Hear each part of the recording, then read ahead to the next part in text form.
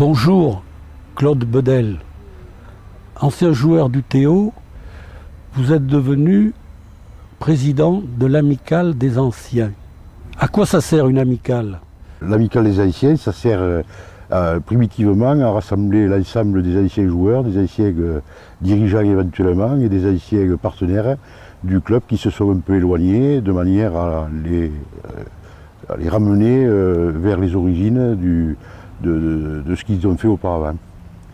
Donc j'allais dire, l'objectif de départ c'était celui-là au tout début, en 2000, quand l'Amicale a été créée.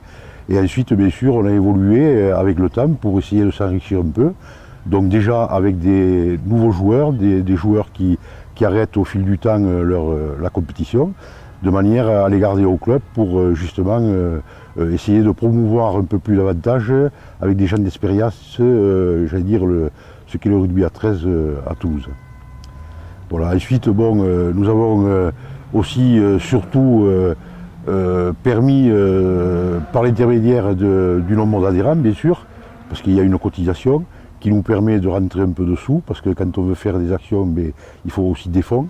Donc pour arriver à cet objectif, on a créé des repas mensuels et qui permettent de se retrouver et de créer une osmose entre les gens du club actuel et les anciens.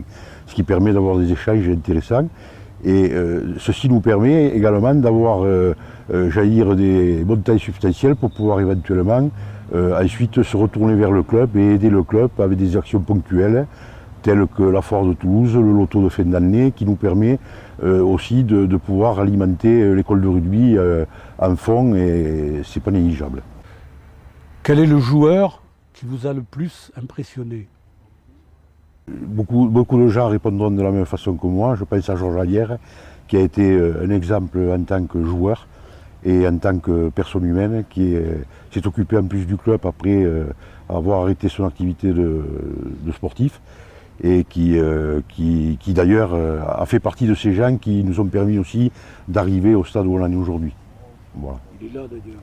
Il est là, tout à fait. Bon, c'est quelqu'un qui nous a tous marqués parce que, d'abord par sa qualité de joueur, comme je viens de le dire, mais en plus, pour nous, c'était un peu notre père spirituel, j'allais dire, puisque tous les gens qui a drivé, donc l'équipe dont je faisais partie en 70, de 70 à 80, on les retrouve tous dans le club aujourd'hui, dans les structures du club. Donc ça veut dire qu'il a fait un travail énorme, non seulement c'est un ami, mais en plus c'est un exemple pour nous, et je pense que sans aucun doute c'est le joueur qui a le plus marqué le club.